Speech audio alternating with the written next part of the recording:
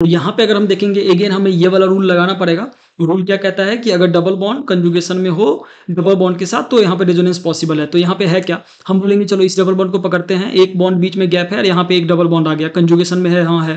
Again हम बोलेंगे कि यार इसको क्यों नहीं पकड़ा आपने, तो हम इसको भी पकड़ सकते हैं। इसको पकड़ेंगे, एक बीच में गैप है और यहाँ पे बेसिक रूप से हमें क्या दिख रहा है, यहाँ पे हमें कहीं न कहीं डबल बॉन्ड दिख रहा है, तो ये भी कंजुगेशन में है। इसको पकड़ेंगे फिर भी ये कंजुगेशन में हो जाएगा, इधर से भी कंजुगेशन में हो जाएगा। तो यहाँ पे बेसिक रूप से यहाँ से लेकर के यहाँ तक कंजुगेशन में है। कहाँ से? पूरे कंजुगेशन में है। कहाँ से? यहाँ से लेकर के ये पूरे लोग जो है ना वो कंजुगेशन में प्रेज़ेंट है कहीं न कहीं। ठीक है? तो ऐसे कंजुगेशन को हम एक्सटेंडेड कंजुगेशन बोलते हैं कि बहुत ज़्यादा कंजुगेशन है हमारे पास यहाँ पे। ठीक है?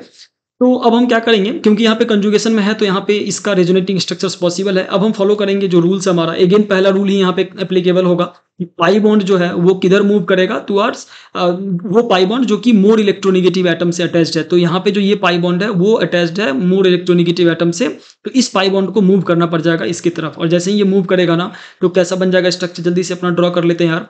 तो ये जो 2 बॉन्ड है उसको कोई इम्पैक्ट नहीं होगा। ये चीज़ मूव करेगा कहाँ पे? यहाँ पे। ये जो चीज़ है वो मूव कर जाएगा यहाँ पे, तो हमने यहाँ पे रख लिया। और जिसके कारण से कार्बन की वैलेंसी वायलेट ना हो, इसके कारण से ये जो यहाँ पे डबल बॉन्ड था वो यहाँ पे मूव कर गया एज अ नेगेटिव चार्ज, और ये जो चीज़ है वो H। तो बेसिक रूप से अगर हम देखेंगे तो एक चीज़ जो है वो इम्पैक्ट हो रही है और वो है इसके ऊपर एक पॉजिटिव चार्ज।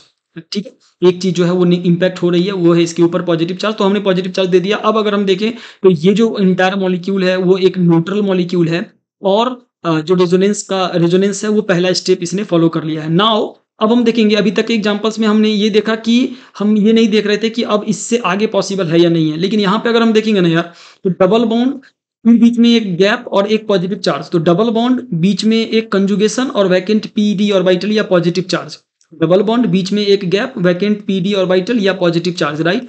ऐसे कंडीशन में भी, यहाँ वाले कंडीशन में हम देख रहे हैं कि इन दोनों के बीच भी अभी रेजोनेंस पॉसिबल है। तो अगर ये इन दोनों के बीच रेजोनेंस पॉसिबल है तो हम रूल देखते हैं कि रूल कौन सा रूल यहाँ एप्लीकेबल होगा। तो रूल अगर 3 देखें हम, तो pi bonds to vacant PD orbital, तो बेसिक रूप से पाई बॉन्ड क्या होता है ना कि वैकेंट पीडी ऑर्बिटल की तरफ चल देता है। क्या करता है pi bond? Vacant PD orbital की तरफ शिफ्ट हो जाता है। और जैसे ही हम बोलेंगे कि वैकेंट पीडी ऑर्बिटल की तरफ ये शिफ्ट हो जाएगा, तो कहानी क्या बनेगी कि ये जो डबल बॉन्ड है वो इधर मूव होगा, इस पाई बॉन्ड को कंपेंसेट कर देगा। ये जो बंदा है वो एज इट इज यहाँ पे बैठा रहेगा, ऊपर वाले लोगों में कोई चेंजेस नहीं होंगी, ऊपर वाले लोगों में कोई भी चेंजेस नहीं होंगी, सब एज इट इज रहेंगे। केवल जो पॉजिटिव चार्ज है वो अब यहाँ पे आ गया। कैसे आ गया यहाँ पे? ये इसको जाके दे दिया, इसको एक इलेक्ट्रॉन की कमी थी, ये वाला मूव किया, यहाँ पे डबल बॉन्ड बना, मतलब ये वाला जो इलेक्ट्रॉन है वो इसको सेटिस्फाई कर दिया, इस कार्बन को। लेकिन अब इसको जरूरत पड़ गई कि भैया हमको एक इलेक्ट्रॉन छोड़ के चला गया, हमारे ऊपर पॉजिटिव चार्ज आ गया, राइट।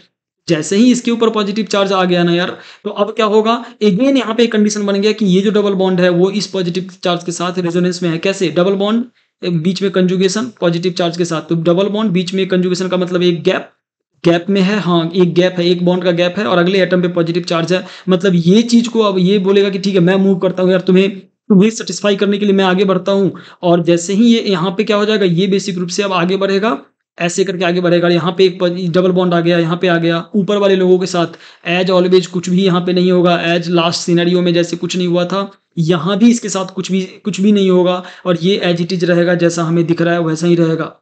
नाउ अब हम देखेंगे कि जो पॉजिटिव चार्ज है उसका क्या हुआ। तो पॉजिटिव चार्ज हम बोलेंगे कि यार पहले क्या था कि इसको तो सेटिस्फाई मिल गया, एक इलेक्ट्रॉन इसको आ गया, ये वाला दे दिया अपना, लेकिन ये बंदा जो है वो बेचारा एक इलेक्ट्रॉन लूज कर गया, ये जो कार्बन है वो एक इलेक्ट्रॉन लूज किया है। अगेन अब हम देखेंगे क्या ये डबल बॉन्ड इसके साथ रेजोनेंस में है? हाँ ये डबल बॉन्ड इसके साथ रेजोनेंस में है। देखो यार डबल बॉन्ड एक कंजुगेशन के साथ और पीडी वैकेंट ऑर्बिटल, तो ये वाला हाँ यहाँ पे पॉसिबल है, तो मैं यहाँ पे ड्रॉ करता हूँ यार, ठीक है। तो बेसिक रूप से ये जो बंदा है वो क्या करेगा, ये बंदा बोलेगा ठीक है मैं तुम्हें सेटिस्फाई करता हूँ यार, मैं आ रहा हूँ। तो ये जो है वो आ जाएगा यहाँ पे, और जैसे ही ये यहाँ पे आ जाएगा तो हमारा जो कंडीशन है कुछ इस तरीके का बनेगा ना यार। यहाँ पे हमारा जो कंडीशन है वो कुछ इस तरीके का बन जाएगा। लेकिन जो पॉजिटिव चार्ज है उसके साथ क्या होगा, लेकिन जो पॉजिटिव चार्ज है उसके साथ क्या हो जाएगा, जो पॉजिटिव चार्ज है वो इस पे चला जाएगा, इस वाले कार्बन पे चला जाएगा। कैसे चला गया, अगेन हमें सोचना होगा यार, क्योंकि ये जो इलेक्ट्रॉन था ना ये इसको सेटिस्फाई कर रहा था 4 इलेक्ट्रॉन के कंडीशन से, राइट। और ये अगर इसको सेटिस्फाई कर रहा था 4 इलेक्ट्रॉन के कंडीशन से, इसको अगर हम यहाँ पे मूव करवा देंगे तो इसको लगेगा कि मेरा एक इलेक्ट्रॉन लूज हो गया, और जैसे ही इसको लगेगा एक इलेक्ट्रॉन लूज हो गया तो ऐसा कुछ कंडीशन बनेगा, राइट। और ऐसा अगर कंडीशन बनता है तो अब हम बोलेंगे क्या ये यहाँ पे अब क्या होगा, यहाँ पे कोई रेजोनेंस पॉसिबल है क्या? तो यहाँ पे देखो यार, जो नेगेटिव जो लोन पेयर हो जो लोन पेयर हो या हम बोलेंगे नेगेटिव चार्ज, यहाँ पे मुझे लिखना चाहिए लोन पेयर या नेगेटिव चार्ज। तो नेगेटिव चार्ज या लोन पेयर ये दोनों अगर वैकेंट पीडी ऑर्बिटल के साथ कंजुगेशन में है तो यहाँ पे मूवमेंट हो जाएगा। तो हम बोल देंगे ठीक है यार, यहाँ पे मूवमेंट जो है वो हो जाएगा आराम से। और कैसा मूवमेंट होगा, ये जो है वो यहाँ पे एक डबल बॉन्ड बना लेगा, मतलब ये जो लोन पेयर है ना वो यहाँ पे डबल बॉन्ड बना लेगा। और अगर हम देखें तो जहां से हम चले थे चीजें वहीं तक आके रह गई, हम वहां से चले थे ऐसे चले थे और ये चीजें जो है वो यहाँ तक आके रह गई। तो कहीं ना कहीं जो जैसा हम चले थे चीजें वैसी ही यहाँ तक फिर से वही कंपाउंड हमें यहाँ पे मिल जा रहा है। ठीक है, तो अभी जो ये वाला जो है ना रूल्स, ये वाला जो रूल है वो ये वाला था।